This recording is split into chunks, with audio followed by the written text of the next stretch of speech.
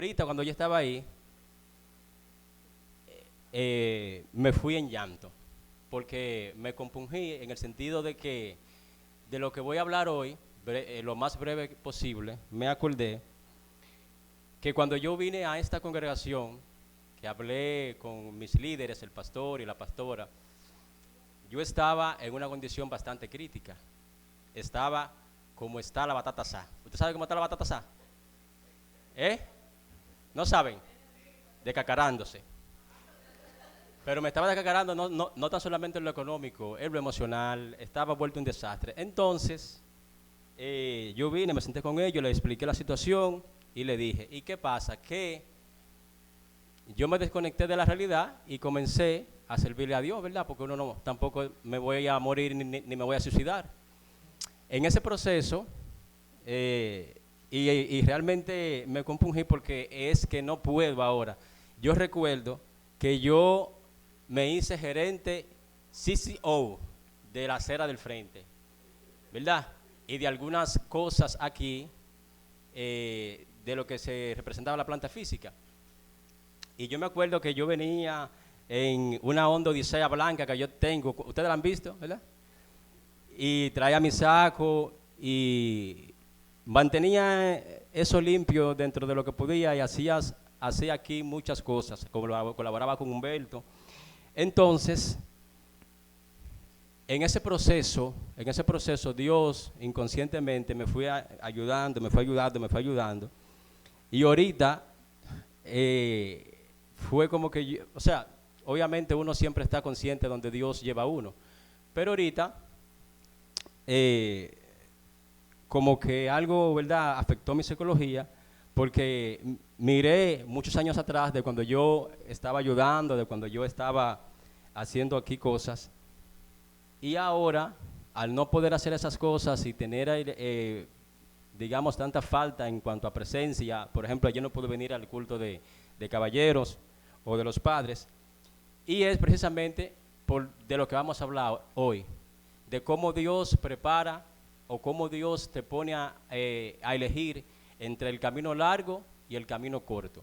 Entonces, el pensamiento sociocultural moderno es que el camino corto es el más indicado. De hecho, la música secular que tenemos y la teología liberal de muchos motivacionistas, tanto en los púlpitos como en los programas de coach, incentivan a las personas a que la riqueza y el éxito temprano es lo más beneficioso. Sin embargo, desde el punto de vista bíblico y exegético, vamos a ver cómo el mismo Dios, que es el creador de la humanidad y el establecedor de las civilizaciones, Dios mismo, en su psicología, ha establecido él que realmente las cosas deben de tomar su tiempo y que las cosas, cuando se toman su tiempo, sucede un proceso de transformación.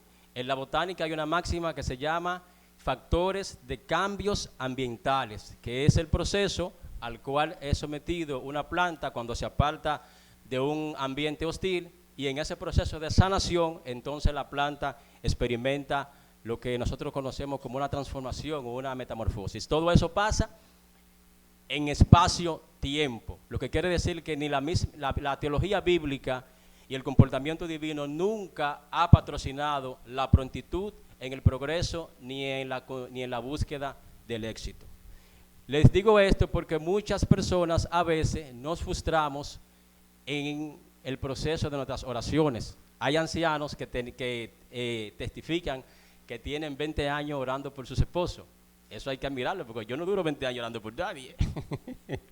¿Entiende? Otras personas, hay madres que dicen, mira, yo duré 30 años orando por mi hijo, Dios lo trajo. Y realmente es algo admirable cuando usted ve que personas manifiestan X cantidad de tiempo en un proceso de oración, de consagración, y en el tiempo señalado por el Creador, Dios le da la respuesta. Tenemos ahí el ejemplo de Ana, que el texto bíblico dice que Dios se acordó de Ana. Desde la literatura simple se puede entender que en algún momento Dios se olvidó, porque si la Biblia dice que Dios se acordó, era porque estaba olvidado. Eso es algo lógico, ¿verdad?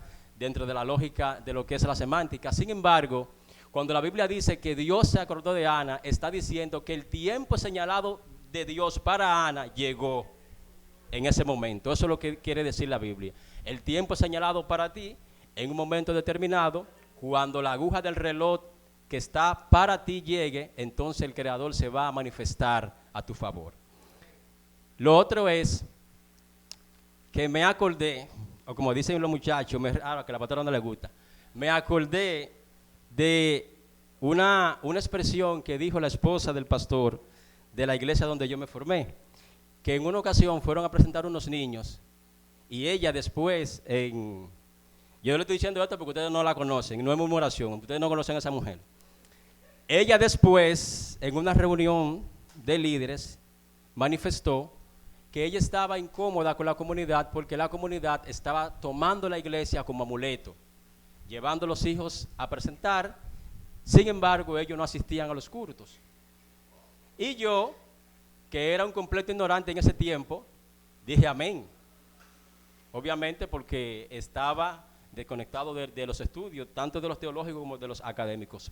Sin embargo, después que el tiempo ha pasado y que uno se ha preparado, uno ve que eso es un sesgo, porque la presentación de niños ni siquiera es propio de la iglesia, ni tampoco del cristianismo, ni tampoco, como dicen algunos predicadores, que pertenece eso a los judíos. La presentación de los niños pertenece a Mesopotamia, en el comienzo de las civilizaciones por allá, por Ur de los Caldeos. Y le voy a dar un detalle más interesante. En la antigüedad, cuando nacía un niño, la niña no lo llevaban, las mujeres las mujeres no la llevaban, los niños lo llevaban al templo, porque la política y la religión eran una misma cosa, y los templos tenían astrólogos que interpretaban el mundo espiritual a través de la lectura de los astros. Cuando le llevaban un niño, todos los niños varones, por regla de país, habían que llevarlo al templo, los astrólogos le leían el destino a ese niño. Taret, cuando nació Abraham, cumple con esa ley, eso lo dice el Midrash, es un documento bíblico respetado en el mundo judío.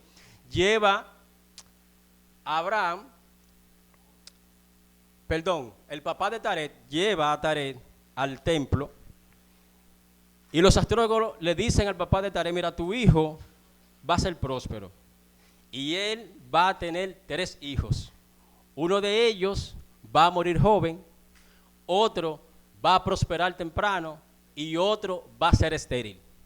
Misteriosamente, Taret le pasa lo mismo que le dijeron los astrólogos, porque los astrólogos no sé, yo realmente la academia no ha interpretado eso y Dios no me ha dicho que por qué la profecía de esos paganos se cumplían al pie de la letra. Se cumplían, si ustedes no lo sabían.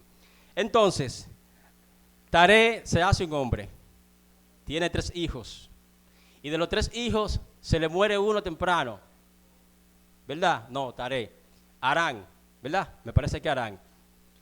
De eso se dice, según la tradición, otro prosperó, Nacor, ¿verdad? Nacor, prosperó. ¿Quién falta? Abraham. ¿Y cuál es la profecía? Que es estéril. Entonces, cuando Dios se apersona con Abraham, que Dios respeta el criterio cultural de la época y no se le revela antes en vida de Taret, sino espera que Taret muera para transferir la paternidad de Taret a la dirección de Dios, Dios se le dice, Abraham, ¿qué tú estás haciendo? Yo estoy aquí juntando el fogón. Como decimos los dominicanos, sal para afuera. Él salió y el Creador le dice, mira hacia las estrellas. Usted, en nuestra Biblia castellanizada, nosotros miramos, que literalmente dice, mira. Pero el término hebreo que está ahí es Adad. Y Adad, en el hebreo bíblico, quiere decir mirar por encima o mirar desde arriba. Lo que Dios le dijo a Abraham, lo que le está diciendo, bueno, Abrahamcito, como tú tienes el peso en tus hombros psicológico de que tú vas a ser estéril y esa profecía te la dieron las estrellas, entonces mira por encima de las estrellas. Porque el decreto que te dieron las estrellas de que tú ibas a ser estéril queda automáticamente nulo. Porque yo, que estoy por encima de las estrellas, cambio tu historia y te doy una nueva profecía y te digo ahora que aunque las estrellas te vaticinaron que tú ibas a ser estéril, yo, que soy el dueño de las estrellas y estoy por encima de ellas, te digo que tu descendencia será como la arena del mar. ¿Cuánto alaban el nombre del Señor? Entonces, mis queridos y distinguidos hermanos, nosotros debemos de ser promotores de que la comunidad vengan a presentar sus hijos a la iglesia. No debemos combatir eso, porque eso en el mundo espiritual tiene una connotación. ¿Usted no vio la oración que hizo el pastor? Que el Señor lo cuide, que el Señor le prospere, que el Señor lo guarde. Toda esa oración en el mundo espiritual va a un sitio y en el proceso de crecimiento de ese muchacho van sacando de ahí para cuidar a ese muchacho, porque hay un pacto ya de que ese niño fue presentado delante del Creador. No es una garantía absoluta de que esa persona no se tuerza o fracase, pero sí en el mundo espiritual hay un precedente para que esa persona en algún momento de su vida entre en una reflexión producto de una presentación o una entrevista que tuvieron sus padres con el Creador. Amén.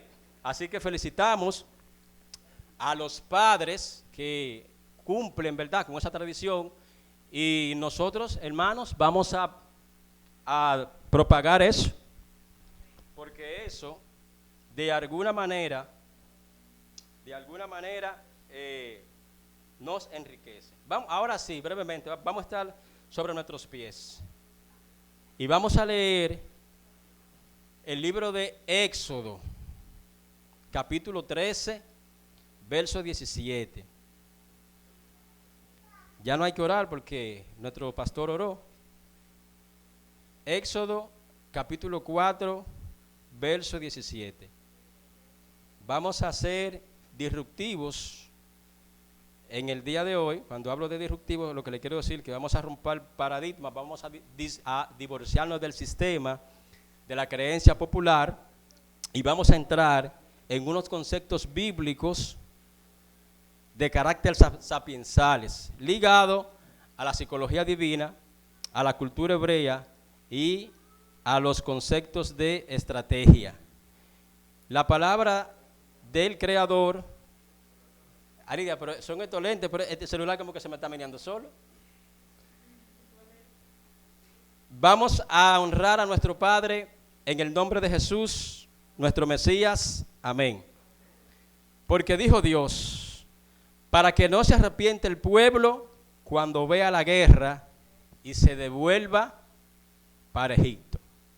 Vamos a hacer como lo hacíamos en la escuela dominical cuando éramos Rabacuco, cuando yo cuente hasta 3. Éxodo 13 y 17. ¿Fue que lo dije al revés? Así mismo lo estaba yo buscando ahorita. 13 y 17.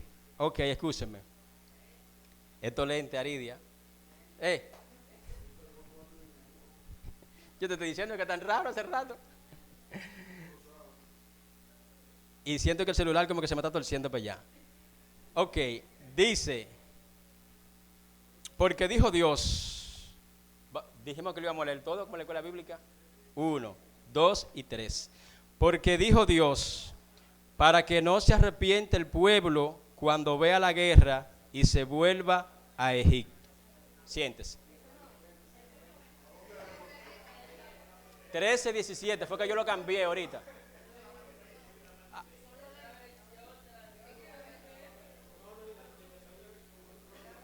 Ok. Ok, señores, miren y escuchen. El pueblo de Israel, 10 años antes que se registrara históricamente la aparición de Moisés o de Moshe en el pueblo hebreo, diciendo que él era el enviado de Dios para libertar al pueblo, ocurrió un evento importante dentro de la historia, y es importante que ustedes lo conozcan porque ese evento es que va a justificar el comportamiento divino con lo que nosotros hemos acabado de leer. Quizás la versión que usted tenga dice: para que su corazón no desfallezca, ¿verdad? Dios no lo llevó por ahí para que su corazón no desfallezca. Entonces, había algunos ancianos en el pueblo hebreo que estaba en Egipto, que ellos calcularon el tiempo de la promesa que Dios le dio a Abraham. El Creador le dijo a Abraham que iban a durar 400 años como esclavos en Egipto. Esos sabios y esos cabezas de familia calcularon el tiempo y obviamente cayeron cerca ya y dijeron, ya es el tiempo de nuestra liberación. Y según el Midrash, esos cabezas de familia reunieron a una gran masa de israelitas y se fueron. En otros términos, se fugaron. ¿Para dónde? Para la tierra prometida. ¿Qué ruta ellos cogieron? Específicamente, la ruta que Dios le evitó, el camino que pasaba por Filistea, que según la arqueología y la geografía, era o es un camino de 2 semanas.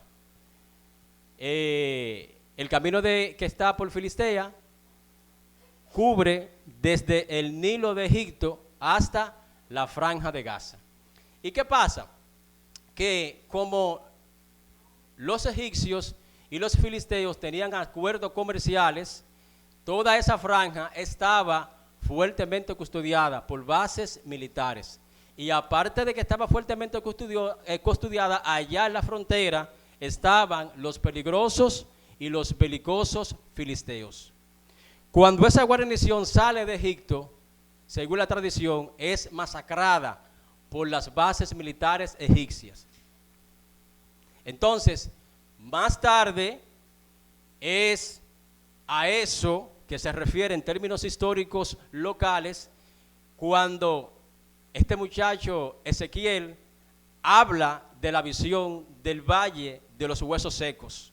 Esos huesos secos, en términos históricos, precisamente eran los huesos de esos individuos que salieron antes del tiempo de Dios para la tierra de Canaán. Bien, como Dios llega el plazo de Dios liberar al pueblo, Dios manda a Moisés. Y entonces, en vez de llevar al pueblo a Canaán por la ruta que podía tardar máximo 2 semanas, las Escrituras dicen que Dios estratégicamente toma una decisión. Y Él dice, no voy a guiar el pueblo por la ruta de los filisteos para que su corazón no desfallezca, por 2 razones. Porque esa ruta ya tenía una historia de que habían israelitas que habían sido masacrados 10 años antes. Por lo tanto, el simple hecho de ellos transitar por esa ruta psicológicamente iban a estar en tensión, porque sabían que sus antecesores ahí estaban muertos. Y lo otro es que las bases militares, tanto filistea como egipcia, seguían ahí. Por lo tanto, era extremadamente peligroso, tomando en cuenta que el pueblo hebreo no era un pueblo conocedor de ninguna disciplina militar, ¿verdad? No tenía tampoco ningún tipo de armamento tecnológico para combatir en ninguna revuelta. Por lo tanto, si Dios lo hubiese conducido por la ruta de las 2 semanas, hubiese sido un suicidio colectivo. ¿Y qué es lo que dice las Escrituras? Que en vez de eso Dios lo hace rodear ¿el qué? El desierto. Y en esa decisión estratégica del Creador, que desde el punto de vista geográfico parece bastante cruel, porque tú evitarle o quitarle la oportunidad a toda una civilización, a toda una caravana de llegar a su supuesto destino en 2 semanas y someterlo entonces a 40 años de navegación y peregrinaje por el desierto, eso no es justo desde la verdad, desde la apreciación normal. Sin embargo, quiero decirle a ustedes, y le pongo como tema a esta exhortación de hoy, que el camino largo no siempre es el que más conviene. Perdón, el camino corto. El camino corto no siempre es el que más conviene. Por lo tanto, el Creador, en vez de llevar al pueblo por esas 2 semanas para colocarlo en la tierra de Canaán, Dios, que es el maestro de la psicología, ve una falla, ve una falencia en el carácter colectivo del pueblo. ¿Cuál es? Dios analiza y ve que este pueblo era un pueblo esclavista en su mentalidad. Era un pueblo que estaba impuesto a vivir en estructura egipcia y además ya la configuración de su alma estaba adaptada a recibir órdenes. Por lo tanto, Dios lo que hace es un proceso de ingeniería social, para que ustedes me puedan entender. Dios lo que hace es, mediante el viaje por el desierto, una desconfiguración de la identidad del pueblo, ¿verdad?, en términos culturales, abstractos y psicológicos, para construir, mediante el proceso en el desierto, una nueva identidad y una nueva mentalidad que le permita al pueblo entonces habitar la tierra donde Él lo iba a llevar. Extrapolo eso y lo teológicamente y lo traigo aquí a la iglesia. Miren, recientemente hubo una, yo no sé si cuántos de ustedes conocen a Farruko. Farruko es un cantante puertorriqueño de reggaetón que está podrido en cuarto, y el tipo se convirtió en estos días. Él se convirtió, él estaba muy bien, testificando, pero recientemente me enteré que él desertó del cristianismo porque él dice que él los cultos o los cultos de su congregación se lo dedicaban a él. A él. Entonces, obviamente eso es una excusa, pero esa es la que él está utilizando, y él dice que habiendo tantas personas pobres y necesitados, ¿por qué él todos los días que iba al culto, él era el sol de atracción? Ustedes ya sabemos por qué, obviamente por su dinero, ¿verdad? Entonces, ¿qué pasa? El liderazgo que nosotros tenemos y el concepto natural en cuanto a la dirección difiere mucho del concepto que tiene Dios. Samuel era un hombre que tenía frecuencia divina, tenía tacto, tenía conexión con el mundo de los espíritus. Y Samuel, cuando fue a ungir al rey, el creador tuvo que pararlo. Le dijo, pero muchacho, ¿y qué es lo que te pasa a ti? Pues tú sí estás ligero. ¿Y qué fue, Samuelito? No, que mira, que este tiene 50 de brazos, mírale los mulos, mírale el pelo chorreado. Y Dios le dijo, ¿y a mí qué me importa eso? Eso eres tú, que tú y la naturaleza de los hombres que ven lo que están delante de sus ojos. Te tengo una noticia, Samuelito, yo no tengo que ver con eso, porque yo me voy más allá, porque yo me enfoco en la condición y en la actitud del corazón. Y Samuel, que era un toro con tatuma, mi queridísimo pastor, se equivocó, porque él iba de ligero. ¿Cuál fue el primero que entró? Abiatar. Belial, él iba al gimnasio, tenía como 50 de brazos, como el hermano de Humberto. Y un tipo estaba bien preparado, bien papiado y buen mozo. Y como los reyes, yo no he visto un rey feo, Aridia. Como los reyes, por consiguiente, son buenos mozos y bien esbeltos, Samuel dijo, pero este es un papucho, este es el ungido de Jehová. Exactamente. Pero ya ustedes conocen la historia y fracasó. Ok. Entonces, ¿cuál es la disyuntiva que enfrenta la iglesia cristiana? Precisamente la contraparte de lo que nosotros estamos hablando. Nosotros tenemos ahora el problema de que hay personas que tienen títulos académicos, que son médicos, Aridia, no es contigo, que son médicos, que tienen doctorado en leyes y cualquier otra carrera en el mundo secular que usted quiera mencionar, que es meritoria, ¿verdad?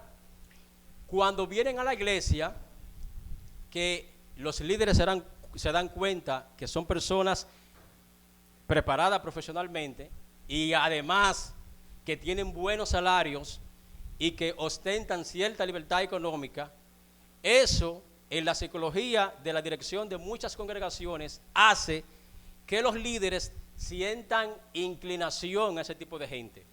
¿Y qué es lo que hace? Y eso no es nuevo, porque Santiago corrigió eso. ¿Qué hace eso? Que esas personas, por su dinero y su estatus social, sean tomadas antes de tiempo a la administración en el altar. Entonces, las personas que realmente tienen condiciones espirituales, no digo que las intelectuales no lo estén, pero las que tienen condiciones espirituales para estar en ciertas direcciones dentro del cuerpo eclesiástico, son ignoradas y son puestas y tomadas en cuenta aquellos que tienen libertad económica y títulos académicos. ¿Y qué pasa con eso? Que cuando se arman los corre-corre en la iglesia, los conflictos, porque todas las iglesias tienen un conflicto de tiempo en tiempo. Eso es como el ángel que va y jurunga las aguas de tiempo en tiempo, ¿verdad? Todas las iglesias experimentan eso. cuando viene la crisis dentro del cuerpo eclesial, esos líderes no tienen conexión con el mundo espiritual porque no tienen preparación y no están conectados, porque son personas que sí bien tienen situaciones académicas favorables, pero su conexión con el mundo espiritual y su nivel de preparación en los aspectos teológicos deja mucho que decir. Entonces, lamentablemente, aunque los títulos académicos ayudan en cuanto a la administración de la iglesia, lo fundamental es en el carácter de un líder, es la conexión con el mundo espiritual. Josué enfrentó una crisis en una batalla, la batalla de Jai. Josué era un líder militar brillante y perdió. Y él sabía que desde la filosofía bélica de los conflictos, él sabía que no andaba algo bien. Él decía, pero nosotros somos más. Ya el pueblo hebreo para ese tiempo ya tenía tecnología militar y tenía conocimiento. Y Josué, que era un comandante militar brillante, él dijo, no, pero aquí hay algo que no está bien, porque Jai no es rival para nosotros. ¿Y qué hace Josué? Josué hace una consulta con el Eterno.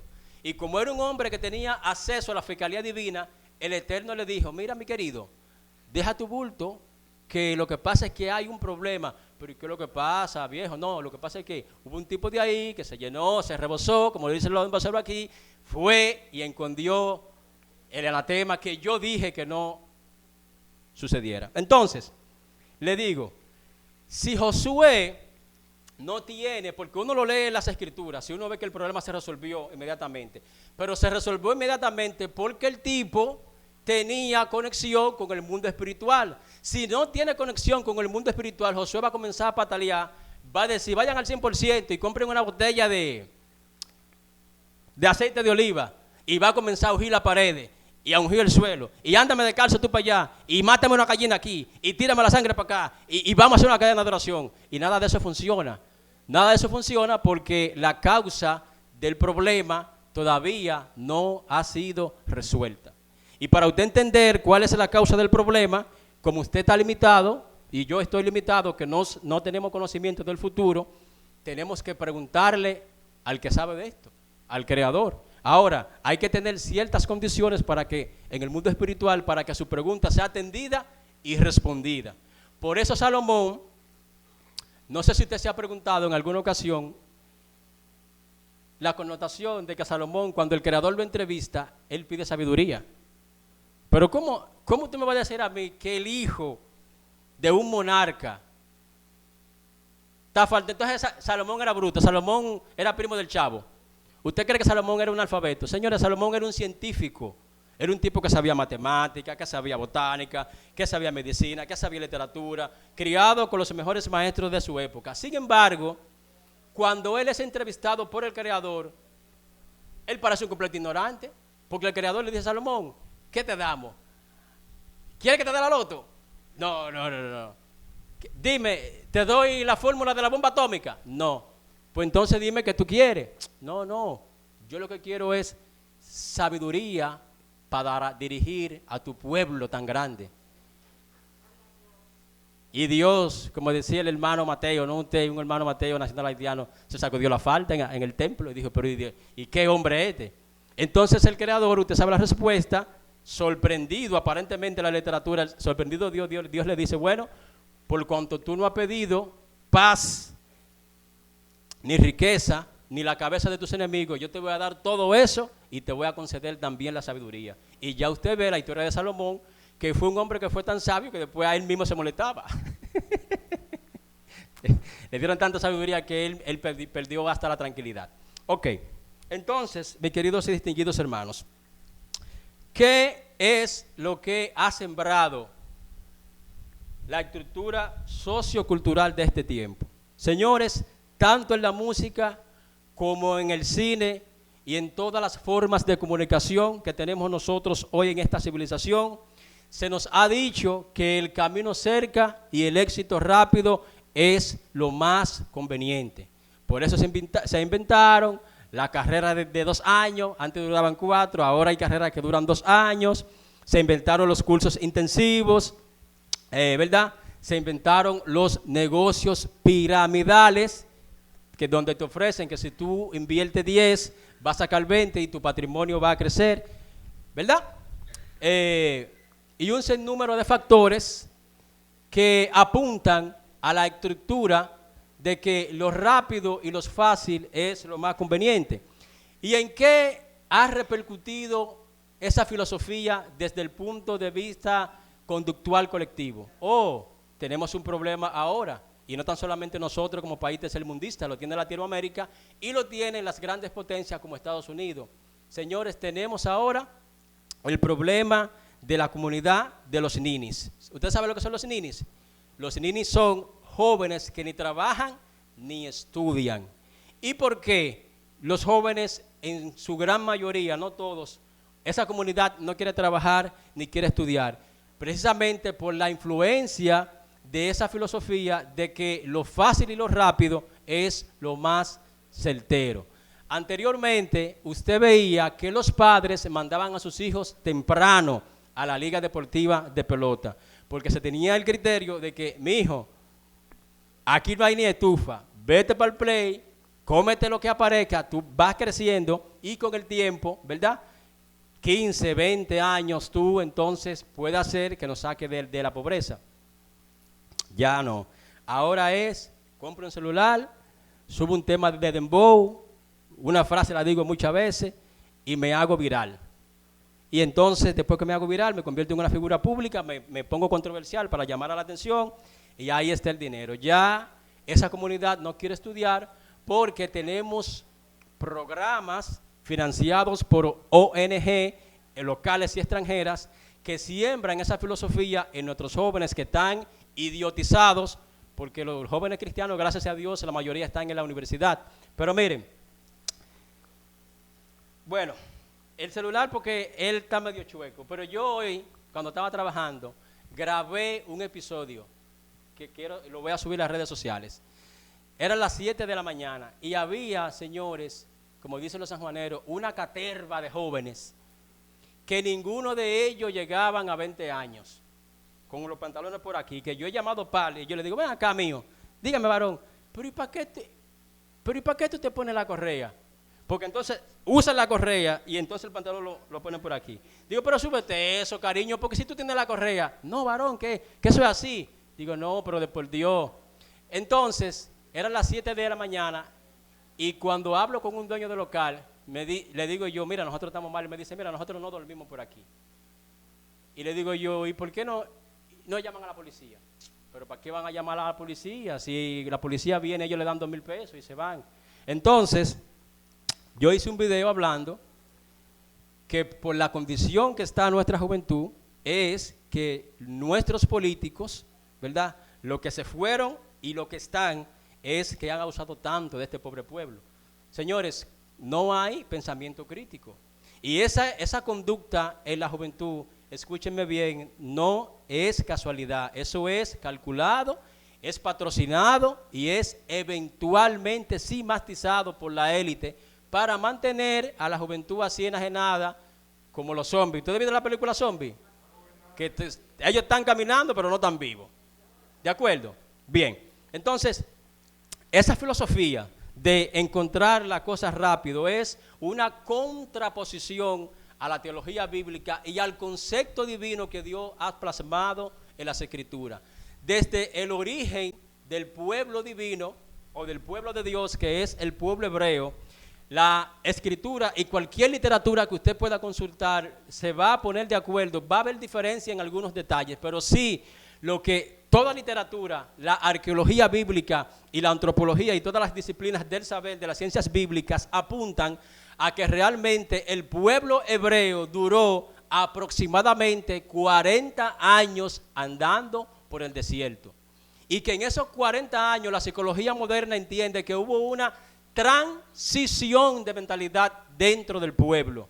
Usted dirá, pero es muy fácil porque Dios mató a todos los viejos. No importa, hubo una transición, hubo una reconfiguración de la mentalidad del pueblo hebreo que era esclavo, ¿verdad? A un pueblo libre que pudiera ostentar la bendición que el Creador le iba a dar en la tierra de Israel. Entonces, Ya para terminar, señores, quiero que hagan como María, la mamá de Jesús y pariente de Juan el Bautista, que dice que María guardaba todo en su corazón.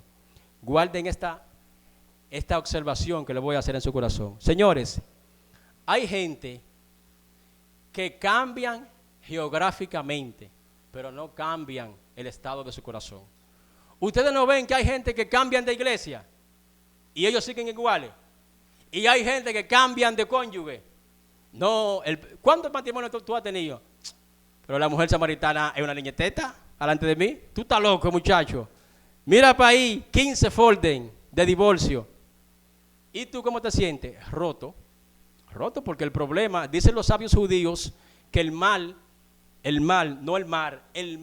nunca debe buscarse fuera, sino dentro.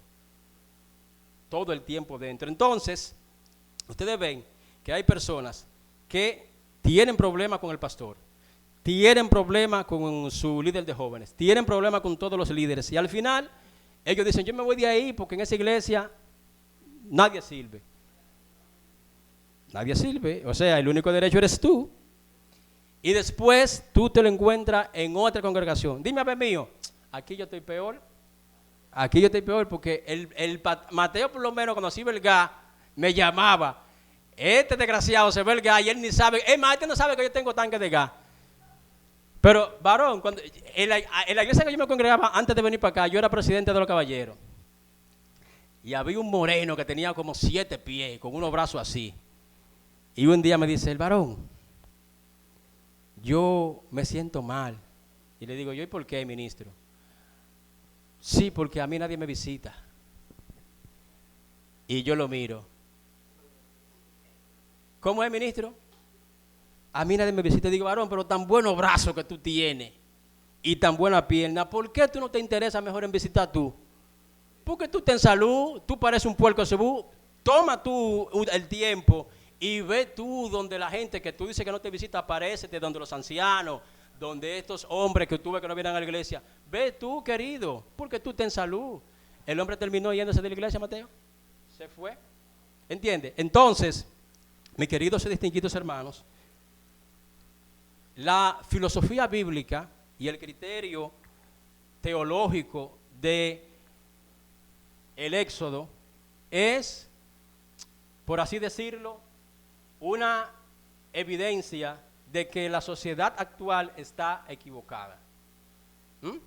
El camino corto, como dirían los sureños, el camino corto no es el más adecuado. Bíblicamente hablando, desde la ciencia, el camino largo es que le da a usted la oportunidad de que usted experimente una transición para cuando usted obtenga lo que quiere obtener en la voluntad de Dios, tenga la capacidad de retenerlo. Según las estadísticas, se dice, las estadísticas, no yo, que más del 90% de las personas que se sacan de los pobres, que se sacan la lotería, vuelven a ser pobres. ¿Por qué? No se sabe administrar, no hubo una preparación, hubo un camino corto.